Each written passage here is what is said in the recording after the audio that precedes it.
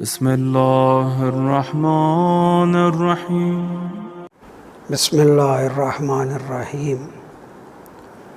الحمد لله رب العالمين والعاقبة للمتقين والصلاة والسلام على أشرف الأنبياء المرسلين خاتم النبيين رحمة للعالمين سيدنا مولانا شفيعنا بالقاسم محمد اللهم صل على محمد وعلى محمد وآله الطيبين الطاهرين المعصومين المظلومين ولعنة الله على أعدائهم أجمعين من يومنا إلى يوم الدين.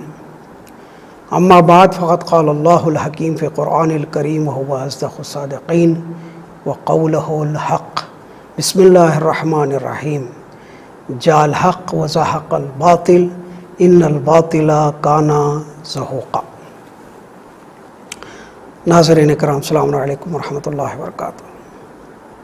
میں سب سے پہلے اس چینل کے خدمت گزاران کی خدمت میں ہدیہ تشکر ادا کرتا ہوں جنہوں نے یہ موقع فراہم کیا، اور پچھلے سال کی طرح اس سال بھی کچھ مطالب آپ کی خدمت میں عرض کروں گا. پچھلے سال ہم نے موضوع رکھا تھا معرفت امام زمانہ. اس سال ہم نے موضوع بنایا ہے معرفت معصومین. تو دائرے کو وسیع کیا گیا ہے، اور ہماری بحث پچھلے سال امام زمانہ کی زندگی کے سلسلے میں غیبت صغریٰ اور غیبت کبریٰ کا جو آغاز ہوا تھا وہاں تک ہم نے بحث کی تھی. آج کچھ علمی مطالب جو امام زمانہ نے کچھ لوگوں کی جو مشکلات کو دور کرتے ہوئے، کچھ لوگوں کے سوالات کے جواب دیتے ہوئے فرمایا، ان چیزوں کے اوپر ہم چرچا کریں گے. پھر اس کے بعد مولا متقیان سے کچھ سوالات جو کیے گئے تھے علمی سوالات، ان کے جوابات مولا متقیان نے کیا دیا وہ بھی آپ کے روبرو بتائے جائیں گے. سب سے پہلے امام زمانہ جس وقت غیبت کبریٰ سٹارٹ ہوئی ہے اس وقت ان کی ایج اور سن عمر کیا تھی. تاریخ میں پتہ چلتا ہے، روایتوں کے ذریعے سے معلوم ہوتا ہے کہ اس وقت امام زمانہ کی عمر 5 سال کی تھی، یعنی 255 ہجری میں ولادت ہوئی تھی، 260 ہجری قمری میں غیبت کبریٰ کا آغاز ہوا. آغاز سے کچھ عرصہ پہلے سرزمین قم سے کچھ لوگ 11ویں امام حسن عسکری علیہ السلام کی خدمت میں آتے ہیں اور کچھ ہدایہ لے کر آتے ہیں، اور اسی طرح کچھ سوالات لے کر آتے ہیں تاکہ امام سے استفادہ کر سکیں. چنانچہ قم سے نکلا ہوا کاروان سامرا کی طرف آتا ہے،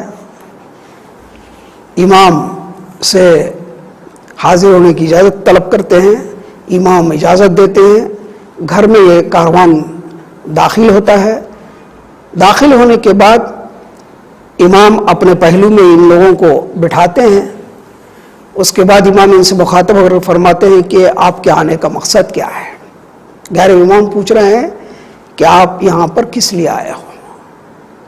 یہ لوگ بتاتے ہیں کہ سب سے پہلے تو ہم تو آپ کی زیارت کے مشتاق تھے، زیارت کرنے کے حساب سے ہم آئے ہیں، ساتھ میں کچھ علمی مشکلات تھے اس کو دور کرنے کے لیے ہم آئے ہیں، اور کچھ ہدایہ ہم لے کر آئے ہیں جو آپ کی خدمت میں آپ کا حق تھا جو آپ کی خدمت میں پیش کرنی ہے.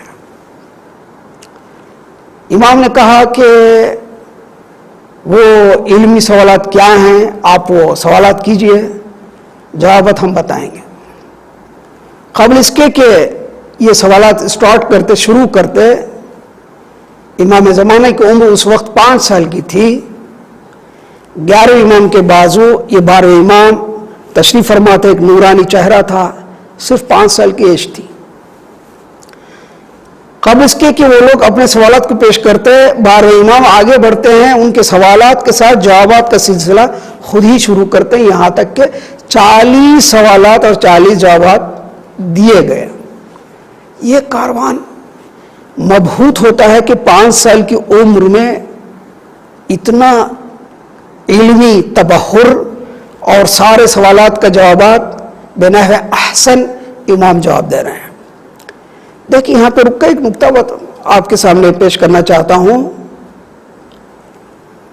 امام کے لیے جو پروردگار کی جانب سے منصب امامت عطا ہوتی ہے ان کے یہاں ایج کا کوئی معنی نہیں رکھتا. یعنی یہ نور ہے، نور کے لیے ایج کا کوئی مطلب نہیں ہے کہ وہ بچہ ہو، جوان ہو، بوڑھا ہو، نور نور ہی ہوتا ہے. تو 5 سال کی ایج میں بھی امامت مل سکتی ہے اور بنحو احسن وہ امامت کے فرائض انجام دے سکتے ہیں. اس کی مثال قرآن مجید میں بھی ہے کہ عیسیٰ پیغمبر تولد سے ہی نبی بن کر آئے تھے، گہوارے سے ہی نبوت کا اعلان کیا. تو ایک نبی جب گہوارے سے نبوت کا اعلان ہو سکتا ہے تو 5 سال کی عمر میں کیوں نہیں ہو سکتا؟ بہرحال 12ویں امام ان کے سارے سوالات کے ایک بیک جوابات دیتے آتے ہیں، یہاں تک کہ 11ویں امام پھر ان سے مخاطب ہو کے پوچھتے ہیں کہ اور بھی کچھ سوالات تم لے کر آئے ہو اس کو بیان کرو.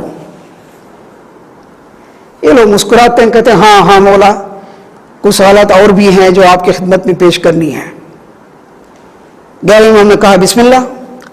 انہوں نے کہا کہ قرآن مجید میں بہت سے آیتیں ہیں جس کا معنی اور مقصود ہمیں سمجھ میں نہیں آتا. مثال کے طور پر یہ کہتے ہیں کہ سورہ مریم کی پہلی آیت کا ہا یا عین سواد، اس سے کیا مطلب ہے؟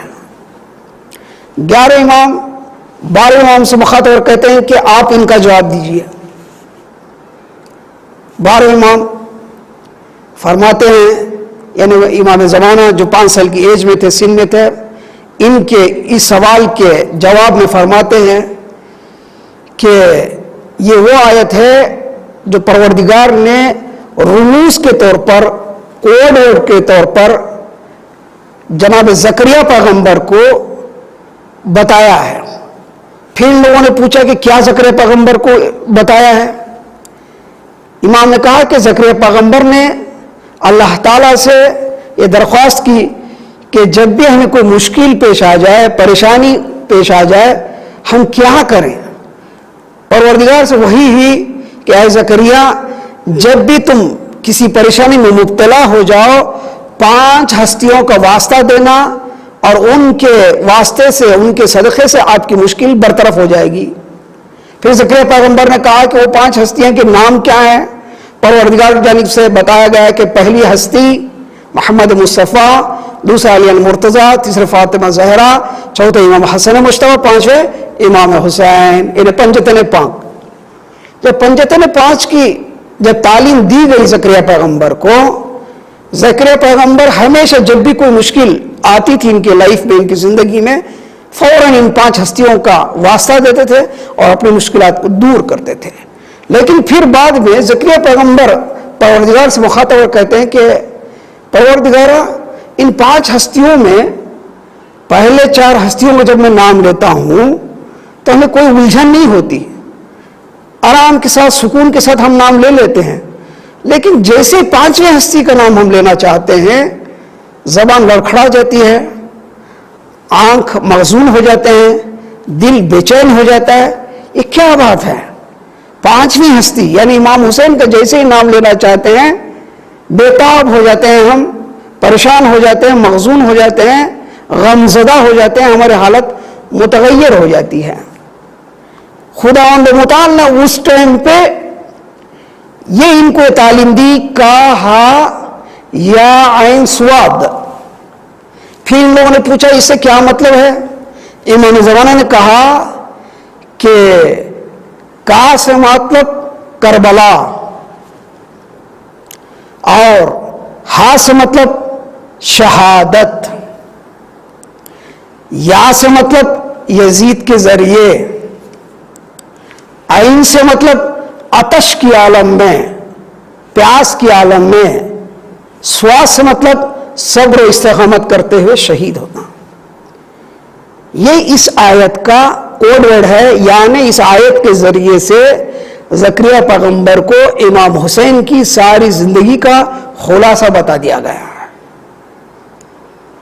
लिहाजा ये रुमूज मासमिन को बेहतर मालूमात होते हैं। इन लोगों ने ये सुना, बहुत खुशी हुई, मुस्कुराए। उसके बाद कहा कि हम कुछ हदाया लेकर आए हैं जो आपकी खिदमत में पेश करना चाहते हैं। 11 इमाम ने कहा बिस्मिल्लाह, उन हदाया को सामने लाइएगा। तो कुछ थैलियां उसमें दिरहम रखे हुए थे, इमाम की खिदमत में पेश करना चाहते हैं। 11वें इमाम ने 12वें इमाम से मुखातब होकर कहा कि आप इन थैलियों को, इन हदाया को कबूल करें। 12वें इमाम 11वें इमाम से मुखातब होकर कहते हैं कि क्या यह मुमकिन है कि कोई माल हराम से मखलूत हो गया, उसको हम लेने के लिए हाथ बढ़ाएं? 11वें इमाम ने कहा इन आने वाले मेहमानों से मुखातब होकर कि आप एक एक करके थैली सामने रखिए, ताकि ये यानी 12वें इमाम इसमें तशखीस देंगे कि कौन सी चीज हराम है, कौन सी चीज हलाल है। इन लोगों ने पहली थैली सामने रखा। इमाम ज़माना 12वें इमाम इनसे मुखातब और कहते हैं कि ये 72 दिरहम की थैली है, 72 दिरहम की थैली है, और इसको सरजमीन कौम में एक ऐसे शख्स ने दिया है आप लोगों को जिसने आपके अपने वालिद की मीरास में कुछ देश के कुछ पैसा इसमें इकट्ठा कर रखा है, और कुछ पीराहन जैसे 7 पीराहन थे उसको बेचकर इस दिरहम में मिलाया है, और इसी तरह कुछ किराया उसूल करके इस दिरहम को मिलाया है। मजमूई तौर पर 72 दिरहम है जो इन्होंने भेजा है, लेकिन एक दिरहम इसमें मखदूश है, यानी वो दिरहम जो मार्केट में चलता नहीं है, यानी खोटा सिक्का। तो इमाम ने तशखीस दिया कि एक दिरहम इसमें हराम का है। 72 दिरहम में 71 दिरहम हलाल के हैं और एक दिरहम हराम का है, चूंकि मखदूश है, खोटा सिक्का है। ठीक है, उस थैली को बाजू रखा गया। फिर 11वें इमाम ने कहा कि दूसरी थैली कौन सी है, उसको सामने रखा जाए। दूसरी थैली रखी गई।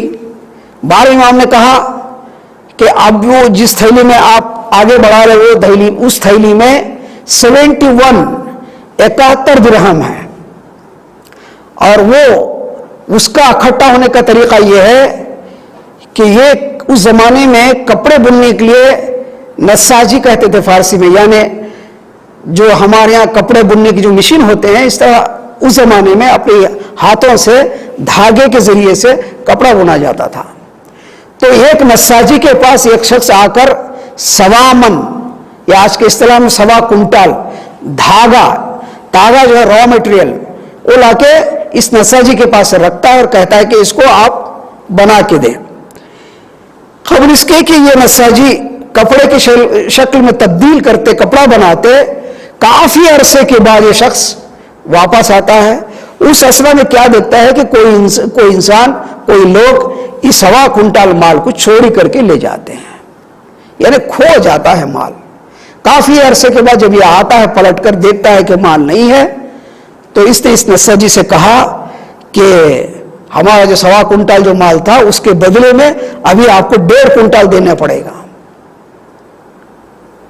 इन्होंने कहा कि इसमें तो हमारी कोई तकसीर है ही नहीं, चोर ने चोरी करके ले गया, अब उसमें हम 1.25 कुंटल क्यों एक्स्ट्रा दें? लेकिन उसके बावजूद भी जरो बहस हुई, उसने जबरदस्ती 1.5 कुंटल इसे हासिल किया। उससे जो मुनाफा बना, उस मुनाफे में 1 दिरहम वो हराम का था, इसलिए कि नस्साजी से जबरदस्ती लिया था। नस्साजी उस पैसों से, उस धागे से राजी नहीं थे। तो 12वें इमाम ने इसमें भी कहा कि 1 दिरहम हराम का है, 70 दिरहम हलाल के हैं। फिर ये लोग मबहूत हो गए, परेशान हो गए सवालात सुनकर। फिर 12वें इमाम ने मुस्कुराकर कहा وہ تھیلی جو آپ کے جیب میں رکھی ہے اس کو سامنے رکھو. یہ لوگ تو بھول ہی گئے تھے باتوں باتوں میں کہ ایک تھیلی جیب میں بھی ہے، چونکہ مختصر درہم تھے تو انہوں نے سامنے رکھا. امام نے کہا کہ اس درہم کو جو مختصر ہے اس بڑھیا خاتون نے سرزمین خمس سے بھیجا ہے، بالکل حلال ہے، پاکیزہ مال سے جمع رکھا ہے، اس کو ہم قبول کرتے ہیں. تو اس سے کیا سمجھ میں آتا ہے کہ ہم لوگ سوچتے ہیں سب سے پہلے تو خمس واجب ہے، جس طرح کہ روزہ نماز واجب ہے خمس بھی واجب ہے. اب کچھ لوگوں کے ذہنوں میں غلط فہمی ہو گئی ہے کہ خمس میرا بھی ٹاپک نہیں ہے، لیکن چونکہ بحث چھڑ گئی ہے تو 2 منٹ وہ بھی بول کے میں بات کو آگے بڑھاتا ہوں کہ خمس کا مطلب 1/5، ایک پنجم، یعنی 100 روپے میں 20% آپ کو بے عنوان خمس ادا کرنی ہوتی ہے سال میں ایک مرتبہ. جو سال بھر کا خرچ جانے کے بعد جو بچ جاتا ہے اس میں سے 20% بے عنوان خمس ادا کرنی پڑتی ہے ہر مومن کو، ہر مسلمان کو. اب یہاں یہ نہیں کہا گیا ہے کہ مثال فرض کیجئے 1 لاکھ روپے بچت ہو تو آپ دیں یا 1 کروڑ روپے بچت ہو تو دیں، ایسا نہیں ہے. 1000 روپے بھی اگر کسی کے بچ جاتے ہیں تو اس میں بھی 20% بے عنوان خمس دینا واجب ہے. یعنی جس طرح نماز واجب، روزہ واجب، اسی طرح خمس کا ادا کرنا بھی واجب ہے.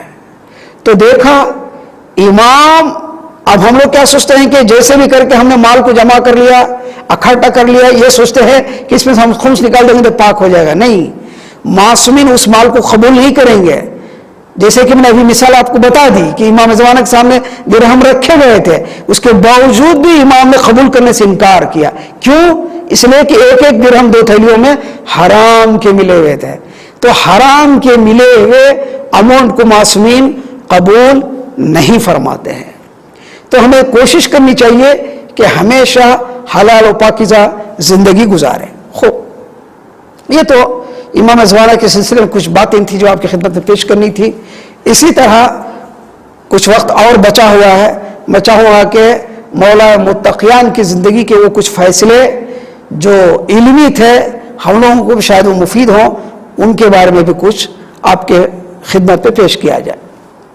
سب سے پہلا فیصلہ جو مولا متقیان کے سامنے آیا، ایک بچہ تھا، 2 خاتون دعوے دار. یعنی یہ خاتون کہتی یہ ہمارا بچہ ہے، دوسرے خاتون کہتے یہ ہمارا بچہ ہے. بچہ صرف ایک ہے، 2 خاتون دعوے دار ہیں، دونوں کہہ رہے ہیں کہ ہمارا بچہ ہے، ہمارا بچہ ہے. اب یہ خلیفہ دوم کے پاس یہ میٹر گیا. خلیفہ دوم جواب دے نہیں سکے. انہوں نے کہا کہ مولا متقیان کے پاس جاتے ہیں، اس کا رائے حل وہ بتائیں گے. ٹھیک ہے، تو مولا متقیان کے پاس یہ آتے ہیں. آنے کے بعد اسی سوال کو دہراتے ہیں. دونوں خاتون کہتے ہیں کہ یہ بچہ ہمارا ہے، وہ بھی خاتون کہتی ہے ہمارا ہے. مولا متقیان سے پوچھا گیا کہ اس کا رائے حل بتائیے، اس کا فیصلہ سنائیے. مولا متقیان نے خنبر سے کہا کہ اے خنبر، تلوار اٹھاؤ، اس بچے کے 2 ٹکڑے کر دو، ایک ٹکڑا اس کو دے دو، ایک ٹکڑا اس کو دے دو. جیسے خنبر نے تلوار اٹھائی، یہ خاتون آگے بڑھتی ہے. آگے بڑھنے کے بعد کہتی ہے کہ مولا رک جائیے، خدا کے واسطے رک جائیے، بچے کے 2 ٹکڑے مت کیجئے، یہ میرا بچہ نہیں ہے، آگے والے سامنے والے خاتون کا بچہ اس کو دے دیجئے. مولا مسکراتے ہیں. مسکرانے کے بعد کہتے ہیں قمبر، یہ جو خاتون کہہ رہی ہے کہ اس کا بچہ ہے، ایسا نہیں ہے، بلکہ اسی کا بچہ ہے، اس بچے کو اسی کے حوالے کر دو. قمبر نے پوچھا کہ یہ ماجرا کیا ہے، جبکہ اس نے خود ہی کہہ رہی ہے کہ ان کا بچہ میرا بچہ نہیں ہے. مولا متقیان نے کہا کہ کوئی ماں نہیں چاہتی کہ اپنا بچہ اپنے ہی آنکھوں کے سامنے ہلاک ہو جائے، قتل ہو جائے، موت کے آغوش میں چلا جائے. سگی ماں کو یہ برداشت ہے کہ کسی دوسرے کے پاس چلے جائے، پلتے رہے، پر برداشت نہیں ہے کہ قتل ہو جائے، اس دنیا سے ختم ہو جائے. دوسری خاتون جس کے بچہ تھا ہی نہیں، اس لیے وہ خاموش بیٹھی رہی. یہ چونکہ خاص ان کی سگی ماں تھی، ان کے پیٹ میں جلن ہوا، درد ہوا، گھبراہٹ ہوئی کہ ایسا نہ ہو کہ بچہ مارا جائے. لہٰذا انہوں نے فوراً قمبر کی تلوار کو روکا اور کہا کہ یہ بچہ ان کا ہے. یعنی در حقیقت مولا متقیان نے جس کا بچہ تھا انہی کے حوالے کیا. یہ ایک تاریخی نکتہ ہے، شاید مولا متقیان جو ہے 25 سال تک خلافت سے محروم رہے. شاید یہی وجہ تھی کہ دین مبین اسلام مولا متقیان کا بچہ ہے, مولا متقیان نے پالا ہے, ان کی پرورش سے یہ اسلام آگے بڑھا ہے. انہوں نے صبر اس لیے کیا کہ کم سے کم یہ بچہ کسی اور کے ہاتھ میں رہے پر سالم رہے, پلتا رہے, کچھ دن ہم برداشت کریں گے.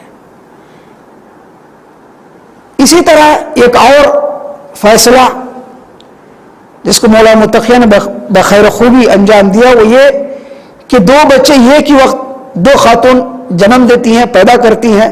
ایک ہوتا ہے بیٹا, ایک ہوتا ہے بیٹی. لیکن ایک بیٹے کے لیے دونوں خاتون لڑتے ہیں. دونوں کا دعویٰ ہے کہ بیٹا میرا ہے, بیٹی میری نہیں ہے. دوسری خاتون بالکل وہ بھی اسی طرح کہتی ہے کہ بیٹا میرا ہے, بیٹی میری نہیں ہے, اس کی ہے. یعنی 2 خاتون ایک بیٹے کے لیے لڑ جھگڑ رہے ہیں اور بیٹی کا انکار کر رہے ہیں. پھر یہ میٹر خلیفہ دوم کے پاس گیا. خلیفہ دوم نے کہا کہ بھئی یہ ہم تو حل کر نہیں پائیں گے, مولا متقیان کے پاس جائیں. تو مولا متقیان کے پاس یہ میٹر کو لایا گیا. مولا متقیان نے مسکراتے ہوئے کہا کہ اس کا راہ ہے تو بہت آسان ہے. لوگوں نے کہا کہ کیا ہے مولا متقیان, آپ فرمائیے. امام نے کہا کہ دونوں خاتون سے ایک ایک مقدار میں دودھ نکال کر کسی جگہ پر رکھ کر وزن کیا جائے. دونوں خاتون اپنا اپنا دودھ نکال کر کسی ڈبے میں کسی چیز میں دے کے وزن کیا جائے. ایک ہی مقدار میں رہے دونوں کا دودھ.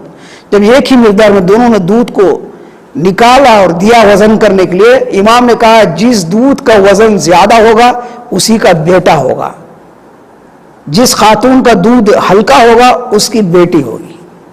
دیکھا مولا متقیان نے کتنے آسانی سے اس بڑے مسئلے کو حل کر دیا.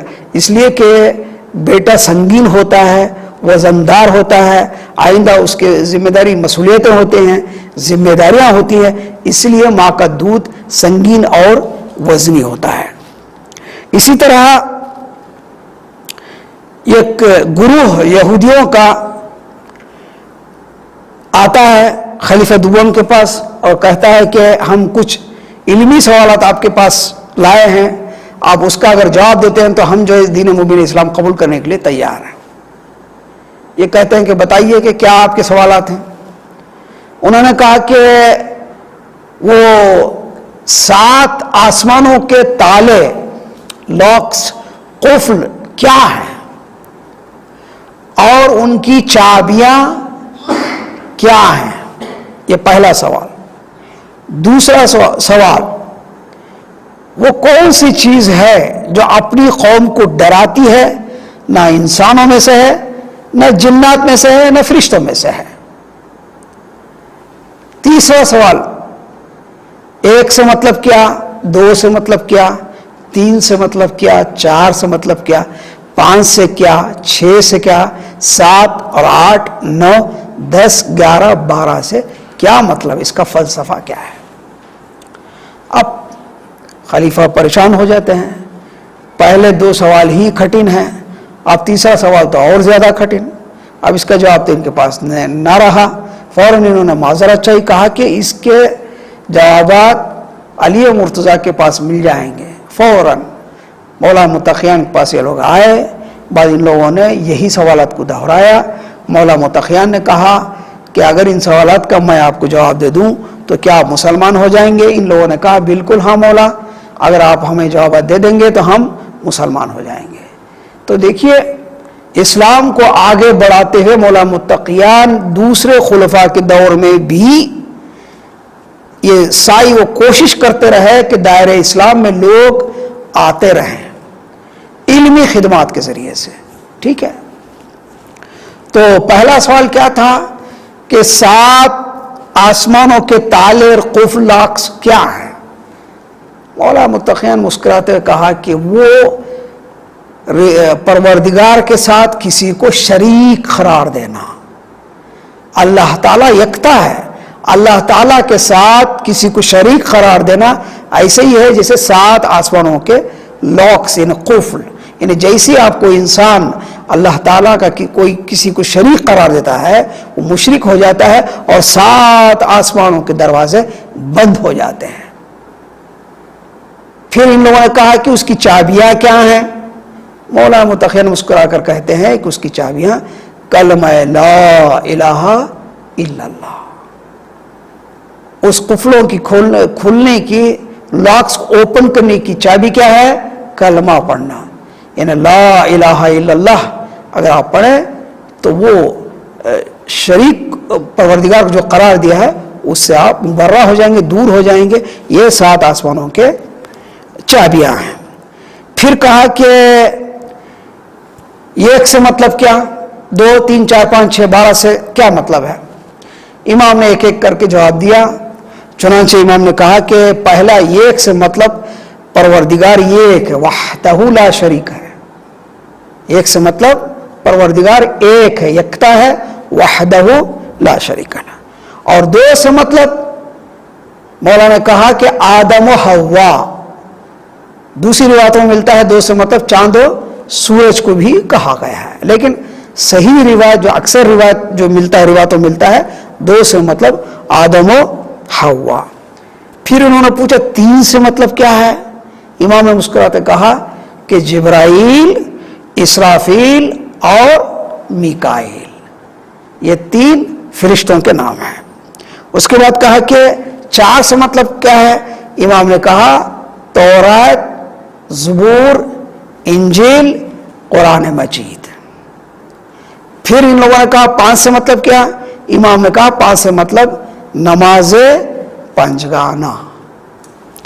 پھر ان لوگوں نے پوچھا 6 سے مراد کیا؟ امام نے مسکراتے ہوئے کہا کہ 6 سے مطلب زمین و آسمان کو جو کچھ ان کے بیچ میں ہے ان سارے چیزوں کو پروردگار عالم نے 6 دن کے اندر خلق فرمایا ہے۔ تو وہ 6 سے مطلب وہ 6 دن ہیں جس دنوں میں اس زمین اور آسمان کو اور جو کچھ زمین و آسمان میں ان سب کو 6 دن کے اندر پروردگار عالم نے خلق فرمایا ہے۔ یہاں پہ ایک نکتہ ہے کہ یہ زمین و آسمان جو کچھ بھی ہے آدم علیہ السلام سے پہلے خلق کیا گیا یا آدم کے بعد؟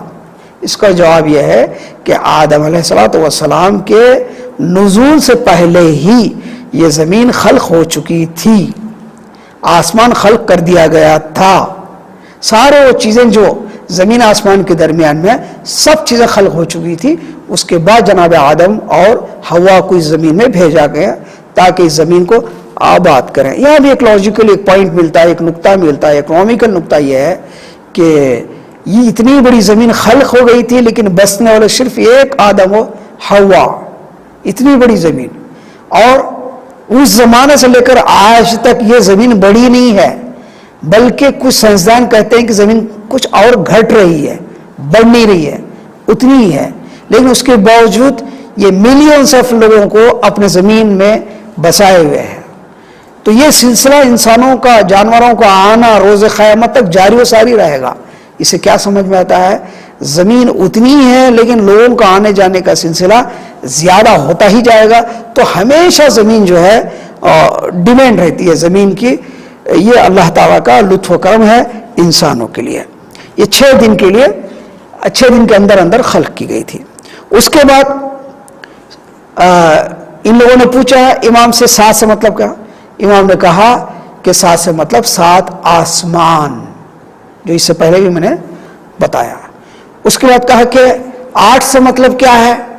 امام نے کہا کہ 8 وہ فرشتے ہیں جو اللہ تعالیٰ کے حکم سے اس آسمان کو اپنے ہاتھوں پر لے کر کھڑے ہوئے ہیں، یعنی ان کے ہاتھوں پر یہ آسمان رکا ہوا ہے۔ کتنے ہیں؟ 8 فرشتے، 8 ملک۔ یہ 8 سے مطلب 8 فرشتے ہیں جو آسمان کو روکے ہوئے ہیں۔ پھر ان لوگوں نے کہا 9 سے مطلب کیا ہے؟ امام نے کہا وہ 9 آیتیں جو موسیٰ پیغمبر پر نازل ہوئی تھی، پروردگار عالم کی جانب سے 9 آیتیں موسیٰ پیغمبر پر نازل ہوئی تھی، اس سے 9 سے مراد یہ 9 آیتیں ہیں۔ اس کے بعد پھر پوچھا گیا کہ 10 سے مطلب کیا ہے؟ امام نے فرمایا کہ جناب موسیٰ پروردگار کے 30 دن کے مہمان تھے، کوہ طور پر گئے تھے، لیکن 10 دن اور ان کی مدت کو بڑھا دیا گیا ہے. تو اس 10 سے مطلب 10 دن کی وہ مدت جو موسیٰ پیغمبر پروردگار کے یہاں مہمان تھے اس مدت کو بڑھایا گیا ہے. اس 10 سے مطلب یہ ایام ہے. پھر کہا کہ 11 سے مطلب کیا ہے؟ امام نے مسکراتے ہوئے کہا کہ جناب یوسف پیغمبر نے خواب میں 11 ستاروں کو دیکھا تھا. تو 11 سے مطلب وہ 11 ستارے ہیں. اس کے بعد کہا کہ 12 سے مطلب کیا ہے؟ پھر امام نے مسکراتے ہوئے کہا کہ 12 سے مطلب وہ چشمے ہیں جو موسیٰ پیغمبر نے جیسے ہی عصا زمین پر مارا تو یہ ایک وقت میں 12 چشمے ابل کر. اللہ اکبر. آپ نے ملاحظہ کیا کہ امام نے کتنا بخیر خوبی سارے سوالات کا جواب دیے. چنانچہ وعدے کے مطابق ان یہودیوں نے فوراً کلمہ لا الہ الا اللہ پڑھا اور کہا کہ حق آپ کے ساتھ ہے اور دین مبین اسلام پر ہم آج آتے ہیں اور دین مبین اسلام کی طرف ہم کلمہ پڑھتے ہیں. اور بھی مطالب ہیں انشاءاللہ تعالی. اگر اللہ نے توفیق دی تو آئندہ انشاءاللہ تعالی اس سلسلے میں بحث کو مزید آگے بڑھائیں. السلام علیکم ورحمۃ اللہ وبرکاتہ.